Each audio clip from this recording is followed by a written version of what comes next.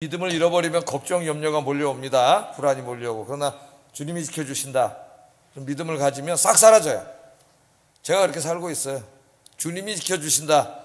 믿음을 가지고 살기 때문에 하나도 불안하지 않고 하나도 두렵지 않습니다. 그러니까 행복하려면 믿음을 가져야 돼요. 믿음을.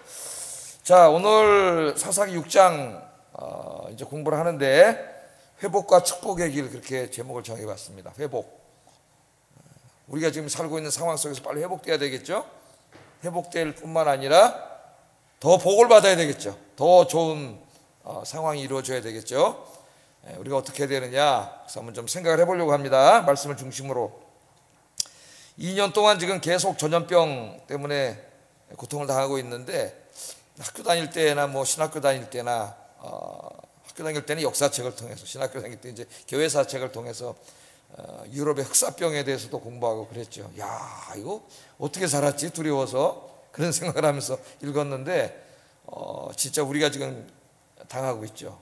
이런 전염병으로 지금 전 인류가 동시에 고통당하는 경우는 처음입니다. 처음. 옛날에 뭐 비행기가 없고 이랬기 때문에 한쪽 쪽에서 이제 생기면 그 주변으로 쭉 퍼지다가 이제 더 안 가고 그랬는데, 지금 비행기가 있다 보니까 이게 그냥 막 수없이 날아다니다 보니까 사람을 통해서 뭐 전 세계로 다 번져서 지구상에 안전한 곳이 없어요. 안전한 곳이. 힘들어하고 있습니다. 제가 요새 이제 개인적으로는 성경 민수기를 이렇게 쭉 읽으면서 묵상을 하고 있는데, 이 민수기를 읽다 보니까 하나님께서 이스라엘의 죄를 지을 때에 종종 전염병을 통해서 그들을 깨닫게 하시는 이야기가 나옵니다. 전염병을 통해서. 근데 민수기만이 아니라 성경 전체, 구약 성경 전체가 전염병을 하나님의 징계로 그렇게 설명을 하고 있어요. 성경의 말씀을 하나님의 말씀으로 진지하게 읽는 사람이라면 전염병과 하나님의 징계과 관계를 부정할 수 없습니다. 요즘 뭐 이제 신학자들이나 목사에 따라서 저런 얘기들을 많이 하는데, 우리가 항상 우리의 그 판단의 근간, 기준은 성경 말씀이래야 되겠죠. 하나님의 말씀. 말씀을, 진짜 성경을 하나님의 말씀을 믿는다면은 이 인과관계는 부정할 수 없습니다. 그렇다고 뭐 지금 전염병 상황 속에 우리가 같이 갇혀서 살면서 살아다 보면 이제 이 바이러스에 감염될 수도 있고 그런데요. 뭐 목사님들도 감염되고 뭐 교인들도 많이 감염되고 그러는데, 그런 하나하나 감염된 사람을 다 하나님이 죄 져서 심판하셨다고 그렇게 얘기하고자 하는 건 아닙니다. 그렇다 또 대부분이 증상 없이 건강해져 가지고 그냥 항체가 생기잖아요. 자연항체, 최고적인 항체가 생겨가지고 나머지를 더 건강하게 살 수 있고 뭐 그런 경우도 많죠. 하나하나 사건을 말하는 게 아니라 이 전체 전염병 상황에, 그러니까 전염병이 생기면 그 사람들도 같은 그 속에서 고통을 받죠. 저도 뭐 마스크를 써야 되고 어디나 사람도 못 만나고 뭐 우리 모두가 그러잖아요. 같이 고통을 당해. 하나님이 징계를 해서 전쟁을 일어나게 하면은 그 죄악을 행한 사람만 다 고통하는 게 아니라 전쟁 속에는 모든 사람이 다 고통을 당하는 거죠. 이제 전염병 상황을 말하는 거예요, 제가. 특히 이제 예수님께서 마지막 때에 세계 도처에 이제 일어날 마지막 종말의 증상을 이야기할 때에 이 전염병에 대해서 이야기를 하셨습니다. 누가복음 21장 11절 한번 읽어보겠습니다. 시작.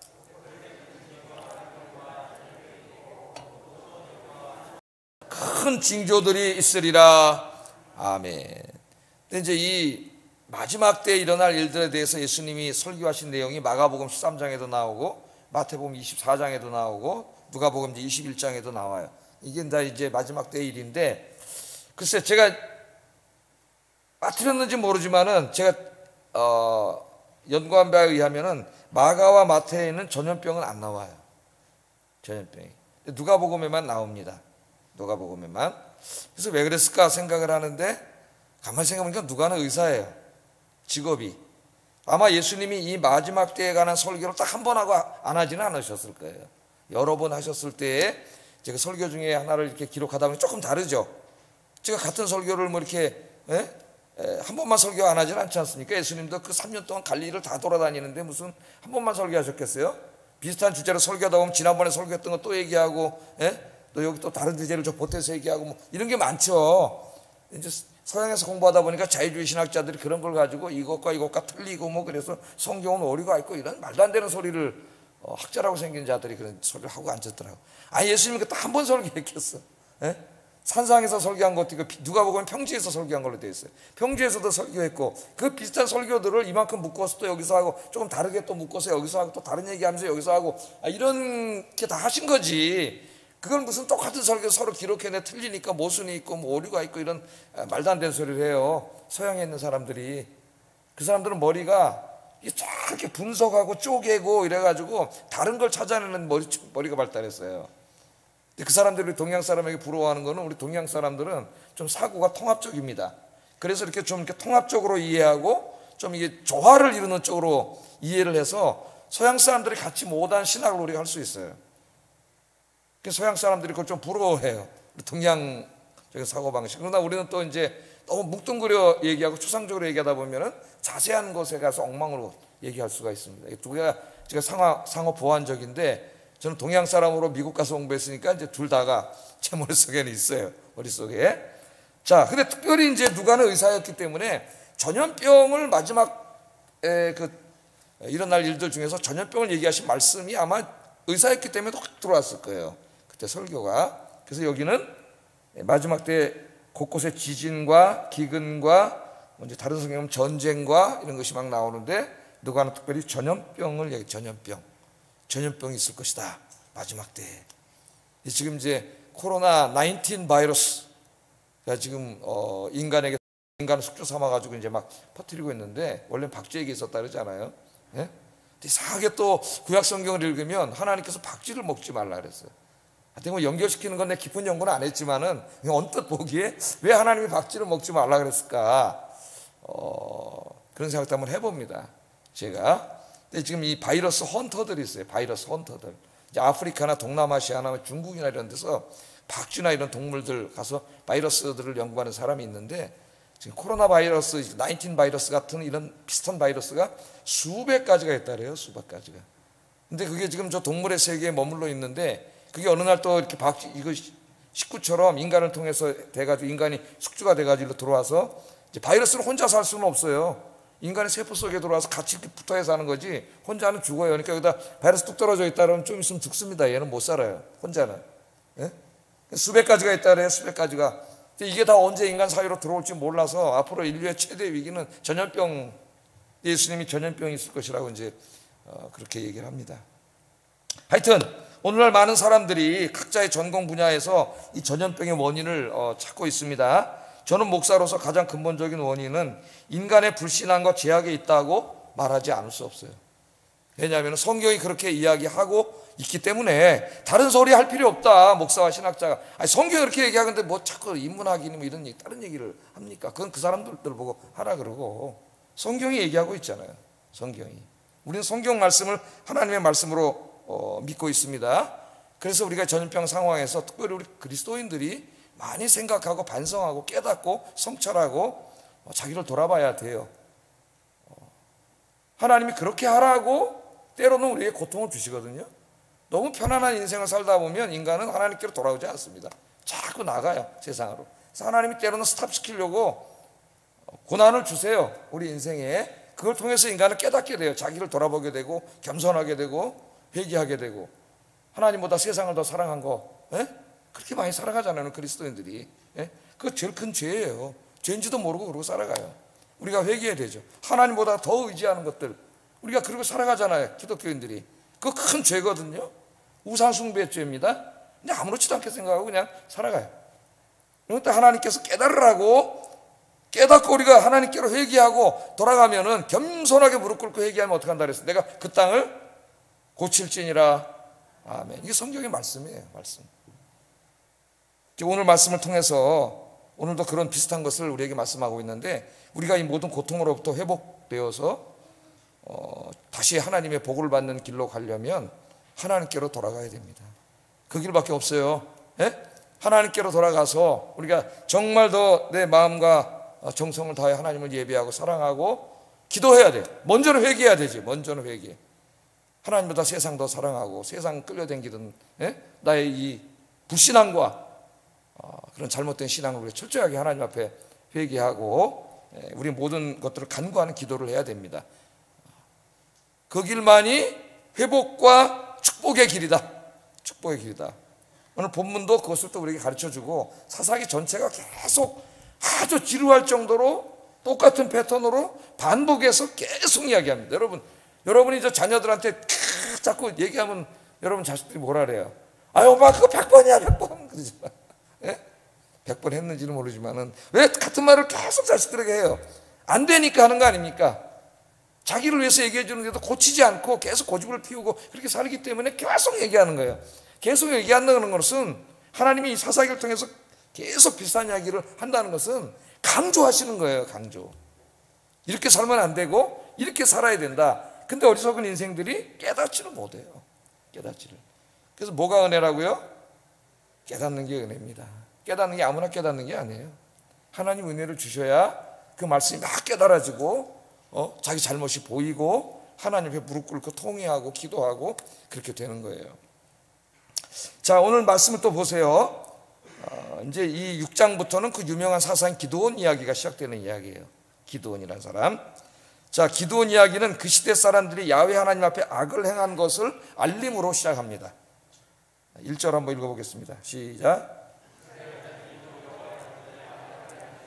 이스라엘 자손이 여호와의 목전에 악을 행하였으므로. 이 말이 계속 나옵니다. 사사기에. 그것은 우리 인간이 그렇게 산다는 거예요. 우리가. 근데 그 앞에 뭐가 있어요? 또 여호와 앞에 악을 행하고 또 자가 붙어 있잖아. 또 자가 한 번이 아니라는 거죠. 우리 자식들 혼낼 때 뭐라 그래? 야 너 또 그거 했어? 그러잖아요. 엄마 아빠 하지 말라 그랬는데 자꾸 또 하고 또 하고 또 하고. 그럼 이제 엄마 아빠가 화를 내잖아요. 너 그거 또 했어? 여기 보면은 또 여호와의 목전에 악을 행했어요. 악을 행하는 게 몸에 밴 사람들이에요. 우리 인간이 연약하기 때문에 부지 중에 잘못을 하고 죄를 질 수 있습니다. 지면 안 되지만. 그러나 이걸 한두 번 하다 보면 몸에 배요. 몸에 배면 습관이 돼버려요. 또 하는 거예요. 또 하고 또 하고 또 하고. 뭐 저도 저 자신이 그럴 때 어떨 때 보면은 야 내가 목사인데 이걸 또 이런 일을 했어? 이런 생각을 했어? 이런 생각이 들 때가 있죠. 또 악을 행했습니다. 또 여러분 이제 또 악을 행하지 말길 바랍니다. 어떤 악을 행했을까요? 10절에 보면 그 단서가 나와요. 10절에 한번 읽어봅니다. 시작.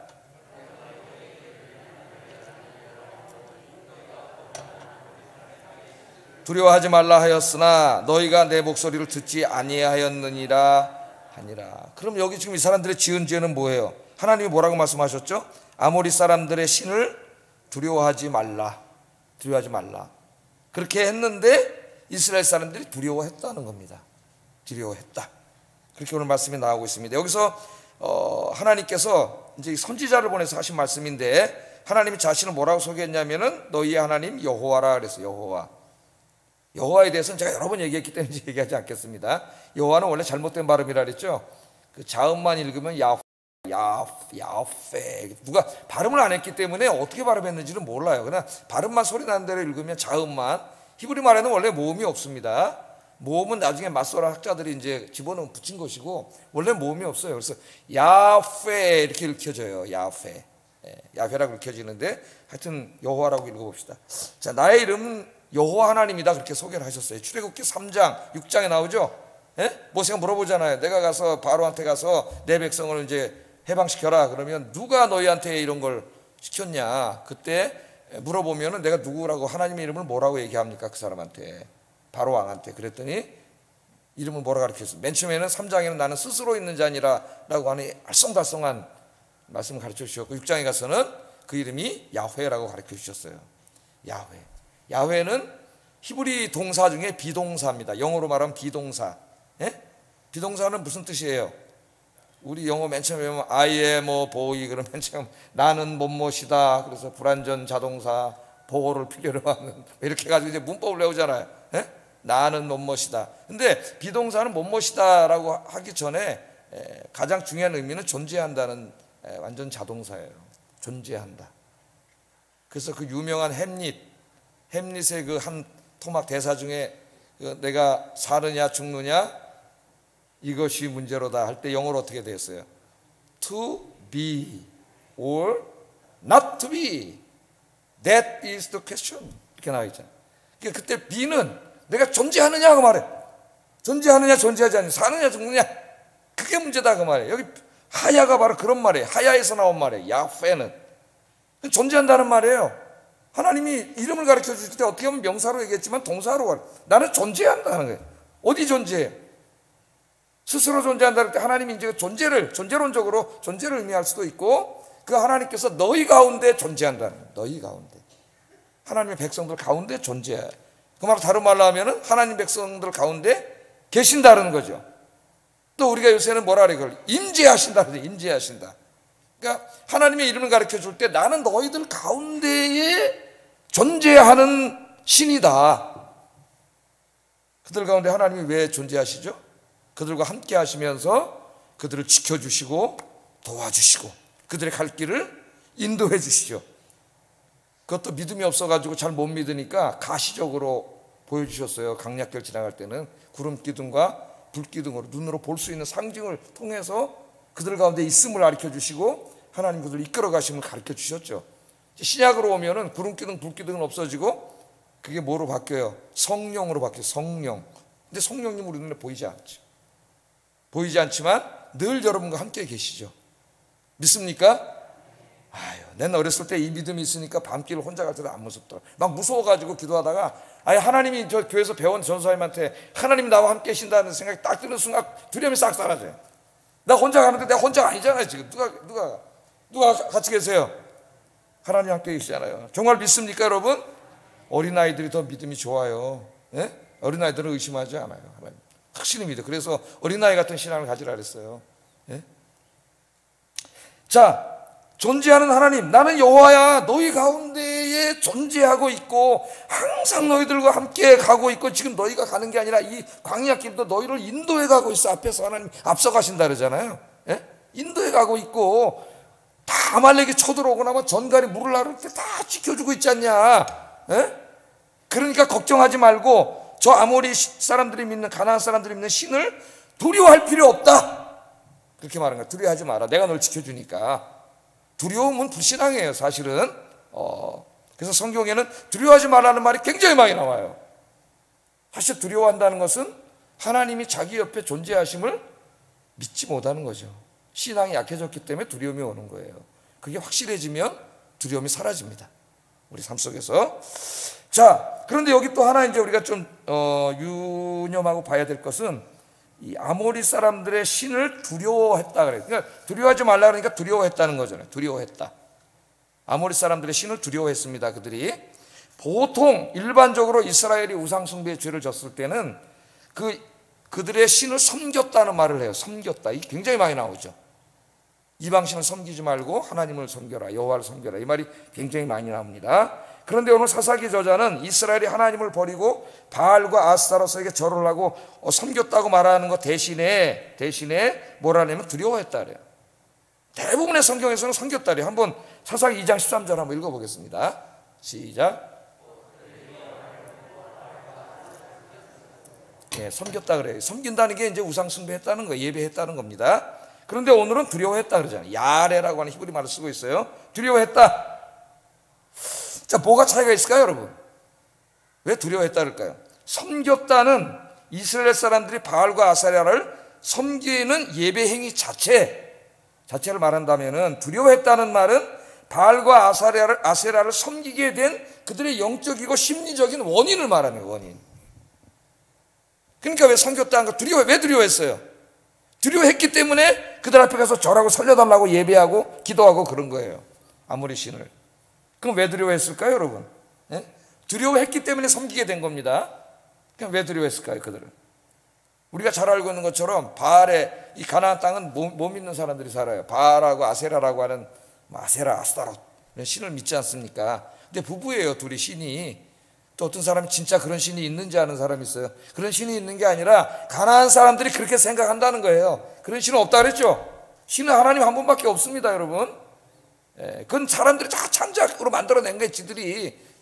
그 바알이라는 신이 있고 그 부인 아세라가 있어. 이 신이 이게 농사도 잘 되게 풍요도 주고, 또 비도 내려요. 늦은 비와 이른 비가 내려야 되는데 가나안 땅은 비도 내리는 비의 신이고 풍요의 신이고 곡식의 신이고, 이런 신이에요, 이런 신. 그런 것을 이제 듣지도 못하고 여호와 하나님만 의지하고 광야길을 지나온 이스라엘 백성들이 가나안 땅에 들어가니까 농사를 지어야 돼요. 가나안 땅에 딱 들어가니까 뭐가 안 내려와요. 더 이상 하늘에서 만나가 그쳤잖아요. 만나가 안 내려와. 이제 니네들이 먹고 살아라. 예? 아기 때는 엄마가 젖 좀 먹여주지만은 이제 어느 크면 지가 밥 먹어야지. 언제까지 젖 먹여주겠어요. 예? 그래서 이제 거기 가서 이제 농사를 져야, 농사를 지어본 적 있어야지. 그래 바깥에 나가서 이제 가나안 사람들한테 물어보고 이제 농사 어떻게 지냐, 어떻게 해야지 이제 잘 사냐 이렇게 물어봤더니 뭐라 그래요? 야, 농사 지려면 비가 와야 돼. 예? 이 가나안 땅 니네 신 여호와는 광야의 신이야. 광야길이나 인도하는 신이지 농사는 몰라. 농사에 대해서 하는 신은 바알과 아스타롯이야. 예? 바알과 아스타롯이 풍요도 주고 비도 주고 다 주는 신이니까 그들을 섬겨야 돼. 그들에게 잘못 보이면 니네 비도 안 오고 농사 다 흉년 들어가고 다 굶어 죽어. 이렇게 얘기를 들었죠. 근데 여러분 신명기를 계속 읽어보면 신명기 제가 다 강의해서 저 컴퓨터에 있습니다. 홈페이지에 들어가면 하나님이 이미 말씀하신 니네 가서 가나안 땅에 들어가서 여호와 하나님을 섬기고 그의 말씀에 순종하면 니네 밭에 곡식이 풍성해지고 가축이 잘 되고 다 이미 약속해 주셨어요. 하나님을 섬기고 기도하면. 근데 이거는 다 무용지물이야. 듣지 않아요. 세상에 나가서 살래 보니까 가나안 사람들한테 가서 그 얘기 듣고 그 다음부터 두려움이 생긴 거야. 왜? 아, 내가 저 바알과 아세라에게 잘못 보이면 비도 안 오고 농사 망치는구나. 나 망하는구나. 경제가 망하고 직장도 없어지고 사업도 안 되고 장사도 안 되고 망하는구나. 그러니까 두려워요, 안 두려워요? 그래서 두려워진 거예요. 이거 두려워하지 말라는 말이 그 말이에요. 예? 그러니까 가서 섬기는, 그럼 어떻게 해야 되니? 야, 가서 제사 지내고 잘 보여야 돼. 예? 가보니까 또 둘이 금술이 좋아야 또 비가 온대요. 그러니까 그 밑에 뭐가 있어요? 엄청나게 음란한 일들이 벌어지는, 거기가 또 음행을 하게 되는 거예요. 음행. 이교 문화라는 게 이게 아주 음란한 문화입니다. 이게 종교가. 그런 일들이 벌어지는 거예요. 그게 다 두려움에서 시작된 거예요. 근데 하나님 뭐라 그랬어요? 오늘 이름을 나 니네 야훼야. 내가 늘 너희들과 함께 있고 너희들 안에 존재하고 있고 너를 지켜주니까 그런 신들을 두려워하지 말고 여호와 하나님만 섬기고 살아라. 그러면 내가 다 책임져 준다는 거잖아요. 지금도 똑같아요, 안 똑같아요? 지금도 마찬가지잖아요. 아침에 그래서 기도하자고 은혜 보좌 앞에 나가서 기도해야 된다 그랬잖아요. 안 믿어. 근데 사람들이 교회 다니면서 설교를 들어도 안 해. 또 나가서 이 사람들처럼 또 이것저것 두려워하면서 내가 어떻게 살아가지 불안해하면서 노후 100살까지 산다는데 먹고 살 거 뭐 해야지 이런 얘기 이거만 하는 거지. 물론 인간이 뭐 그런 걱정 안 하겠습니까마는, 그러나 두려워하지 말고 하나님 의지하고 살아라 그랬는데 안 믿는 거예요. 우리가 똑같습니다. 지금 남의 얘기가 아니에요. 그럼 여러분 예를 들어서 이삭을 한번 보세요. 이삭. 좀 이제 한참 전 이야기지. 요새 창세기 공부하죠? 창세기 공부하는데 이제 이삭이 야곱하고 에서 난 것까지 공부했어요. 설교 잘 듣고 계십니까? 열심히 보내주고 있는데 돈 들여서. 이삭은 보세요. 블레셋 땅에 갔다가 애굽으로 흉년이 들으니까 또 가버리려고 그랬어. 지 아버지 닮아가지고. 하여튼 나쁜 거는 금방 배워요. 가다 보니까 하나님이 안타까워서 막았잖아요. 야, 가지마. 네 아버지가 가서 옛날에 그 애굽에 가서 그 너까지 거기 가냐? 네가 가지, 하나님 내 말씀을 순종해서 가지 않으면 여기 머물고 있으면은 내가 너에게 복을 주겠다 그랬더니 이삭은 뭐를 잘해요? 순종을 잘하잖아. 순종을 잘해 복을 받아요, 여러분. 순종을. 하나님 말씀에 딱 순종해서 안 갔지. 그리고 이제 거기서 농사를 졌는데 농사를 져봤어야지. 한 번 그냥 했어요, 서투르게. 그런데 농사를 졌는데 그 해 몇 배의 축복을 얻었다 그랬어요? 100배. 거기서 100배가 나온 거예요. 100배. 제가 100배 얘기할 때마다 얘기하죠. 100배 별거 아닌 것 같은데 아니라고. 월급이 내가 100만 원 받았는데 내년에 100배가 되면 얼마 받아요? 1억 받는 거예요. 엄청난 거. 블레셋 사람들은 농사 전문들이 했는데 그 사람들의 보다 100배. 누가 복을 주시니까? 하나님이 복을 주시니까. 하나님이. 이게 마찬가지란 말이죠. 그렇게 살았으면 복을 받았을 텐데 또 가서 바알과 아세라를 두려워하고 그걸 섬기고 우상 숭배를 했다는 겁니다. 자, 그게 그들의 죄예요. 여러분들은 정말 남은 인생 이게 하나님 말씀 제가 늘 목이 찢어지도록 설교를 하는데 말씀을 잘 들으시고 하나님을 섬기고 기도하면서 하나님 의지하고 그렇게 살길 주의 이름으로 축복합니다. 우리를 유혹하는 게 세상에 너무 많아요, 지금. 그래서 우리가 옛날에 경제적으로 가난하고 어렵고 그럴 때 우리 부모 세대가 그렇게 하나님 앞에 매달렸던 것처럼 그렇게 안 살아요. 그게 타락의 길로 가고 있는 거예요. 그게 정상화되고 있어요. 지금 자꾸 정상화. 또 이상한 또 저 목사 신학자들 글을 자꾸 써대면서 뭐 예배를 너무 많이 드린다는 이런 헛된 소리에 또 쏘가 넘어가서 그런 소리는 또 잘 들어.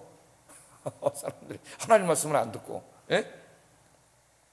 자, 이스라엘이 하나님의 방식을 버리고 가나안의 방식인 바알과 아스타롯을 택했을 때 어떻게 됐어요?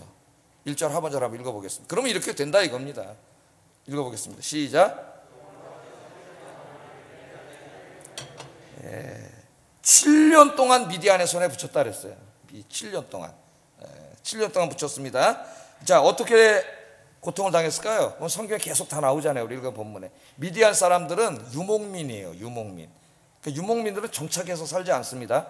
정착해서 농사 짓고 이런 거 잘 못하고, 정착해서 이렇게 국가를 이루고 통치하고 이런 거 잘 못해요. 몽고인들이 유목민이잖아요. 징기스칸. 탁 말 타고 남의 나라 쳐들어가는 데는 최고인데 쳐들어가서 다 점령한 다음에 통치는 못해요. 그래서 그 로마 제국에서도 롬바르도족, 게르만족의 일부인 롬바르도족이 쳐들어와서 이제 486년에 서로마가 멸망을 하게 되는데, 로마를 다 점령을 했는데 이 사람들도 유목민이기 때문에 통치하는 데 서툴러요. 그래가지고 어쩔 수 없이 로마의 전 관료들을 이렇게 이용해가지고 통치를 한 간접 통치를 하게 되는 거예요. 그러니까 미디안 사람들이 유목민입니다. 굉장히 거칠고 말 잘 타고 팍 쳐들어오는데, 얘네들이 하여튼 파종할 때 들어와서 농사 다 망쳐놓고, 추수할 때는 또 말 타고 들어와서 다 뺏어가. 가축이고 뭐고 다 뺏어가서, 하여튼 오늘 성경에 보면 다 뺏어가. 쑥대밭이 됐다 그랬어요. 쑥대밭이. 그게 몇 년 동안 계속됐어요? 7년 동안 그렇게 돼요. 7년 동안. 예? 7년 동안 맨날 농사 짓면 뭐해? 애들이 다 뺏어가는데 먹고 살 수가 없는 거죠. 1년도 힘든데 7년을 그렇게 했으니까요. 7년 동안 살 수가 없었어요. 3절 4절 한번 읽어보겠습니다. 시작.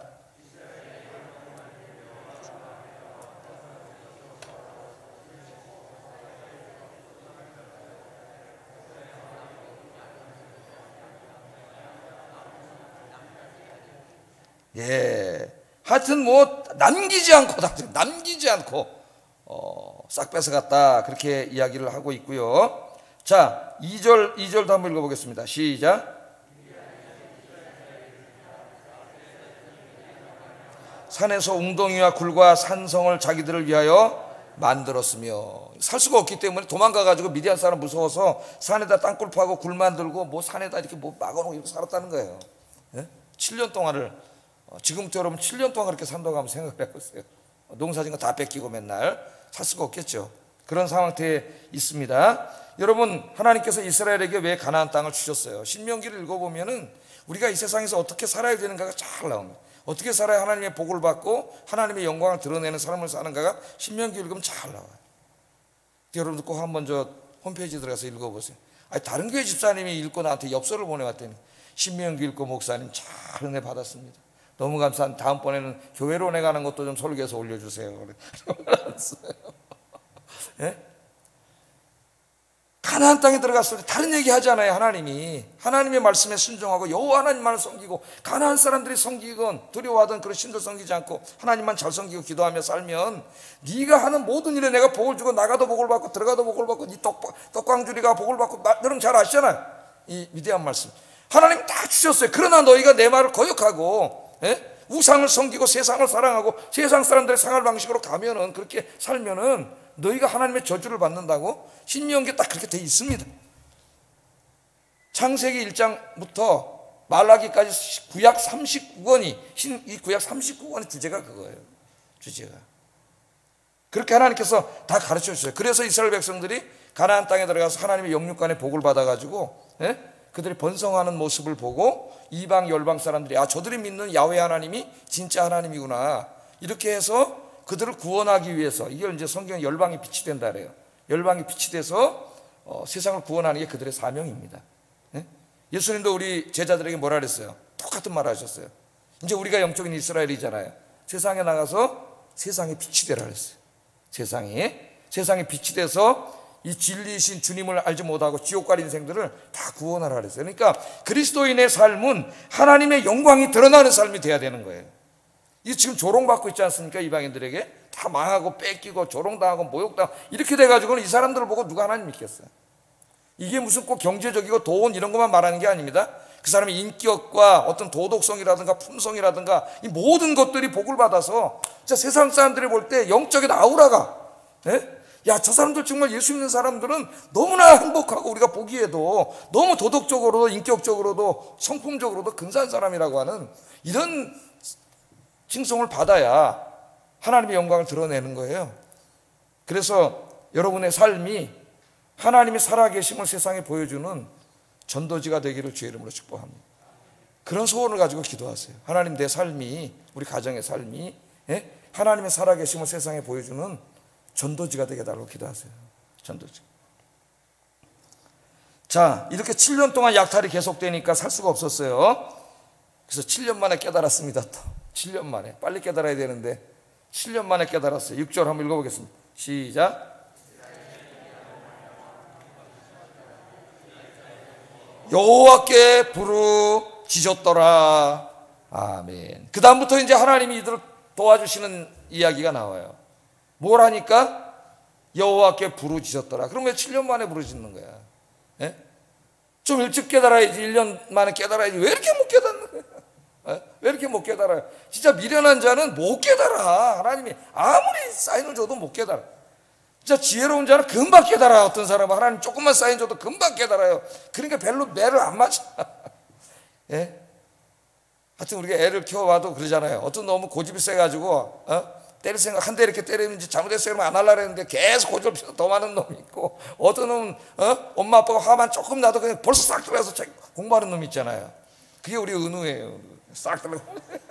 혼날 일이 없어. 혼날 일이. 하여튼 이사야서 1장에 보면 얼마나 이스라엘이 미련한지 발바닥부터 머리끝까지 다 멍이 들어서 성한 것이 없다 그랬습니다. 그렇게 이제 비유적으로 얘기한 거예요. 하나님 그렇게 사랑의 매를 때리시는데도 계속 깨닫지 못해 결국 망했잖아요. 이들이 다 결국. 하나님이 그 구원하려고 얼마나 노력을 하셨어요. 얼마나 많은 선지자를 보냈으며 요즘에 얼마나 많은 목사를 보냈으며. 근데 못 깨달아요. 정말. 그래도 여기 깨닫고 부르짖었. 이게 은혜예요. 이게 하나님 앞에 부르짖었더라 그렇게 나옵니다. 7년 동안은 하나님 없는 안전책을 강구했어요. 산에 가서 성도 쌓고 굴도 파고 도망가고 농사져다 몰래 숨겨놓고 별거 다 했어요. 그게 되지가 않잖아요. 7년 동안 하다가 못 살겠으니까 하나님께로 돌아왔습니다. 그런데 우리 하나님은 사랑의 하나님, 사랑의 하나님. 왜 그들의 인생을 미디안을 통해서 흔들어 주셨어요? 하나님이 미워서 그랬나요? 사랑하셔서 그런 거예요. 돌아오라고. 생명의 길로 돌아오라고. 하나님이 이렇게 복받고 살 수 있는 길을 다 주셨는데 왜 자꾸 절로 가는 거예요? 그러니까 자꾸 글로 가니까 깨닫지 못하니까 하나님 깨달아서 돌아오게 하시는 거예요. 다 돌아오게. 오늘 6절 7절 보면 이스라엘이 부르짖었다는 말 2번이나 나와요. 다급하고 급하니까 하나님 앞에 부르짖었습니다. 이 부르짖음 때문에 이스라엘은 다시 회복되고 이제 계속 공부할 거예요. 기도원을 보내주시잖아요.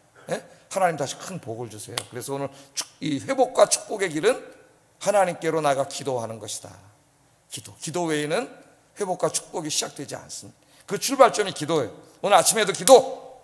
은혜의 보좌 앞에 나가 기도해라. 설교만 들어도 소용없다. 실천을 당장 해라. 오늘부터 당장 기도의 골방을 마련하시고, 집이 여의치 않으면 어디 등산 가다 어디다 하든지 기도하기를 주의 이름으로 축복합니다. 그러면 회복과 축복이 시작될 거예요. 기도하겠습니다. 말씀을 생각하면서 기도하겠습니다. 이 세상의 우상들, 귀신들을 두려워하지 말고 하나님만을 의지하고 섬기는 삶을 살게 하소서. 내 삶이 내 주변 사람들에게 하나님의 영광을 크게 드러내는 삶이 되게 하소서.